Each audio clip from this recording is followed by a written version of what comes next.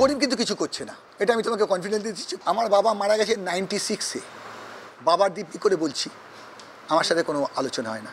শুনলেন তো রবিবার ম্যাচ জিতে কি বললেন বাগানের সহকারী কোচ মৃদুল বন্দ্যোপাধ্যায়। হ্যাঁ, রবিবার স্পোর্টিং ক্লাব দ্য গোয়ার বিরুদ্ধে করিম নয়, মৃদুলের স্ট্র্যাটেজিতেই জয় পেয়েছিল মোহনবাগান। আসলে করিমের সঙ্গে ফোনে কথা হয়েছিল গোলরক্ষক কোচ হেমন্ত ডোরার। করিম এও বলেন কলকাতায় না পৌঁছে তার ম্যাচ নিয়ে কথা বলা উচিত হবে না। আর হেমন্তর সঙ্গে এই আলাপচারিতা থেকেই সৃষ্টি হয় ভুল বোঝাবুঝির। তাই সাংবাদিকরা বারবার করিমকে নিয়ে প্রশ্ন করায় বিরক্ত হয়ে এই উক্তি করেন মৃদুল বন্দ্যোপাধ্যায়। সোমবার এই ভুল বোঝাবুঝি দূর করলেন হেমন্ত ডোরা। পুনের ম্যাচটার পরেই আমাকেও SMS করেছে কনগ্র্যাচুলেশন বলে, তারপর ফোনও করেছিল যে তারপর আমি কিছু কিছু জিজ্ঞেস করেছিলাম যে এইগুলো আমরা কিভাবে কি করতে পারি। তখনও বলেছিল দেখো হেমন্ত, আমি যেহেতু এখানে তোমাদের টিমের সঙ্গে নেই, তো আমি কোনো রকমভাবে বলাটা হচ্ছে বোকামি।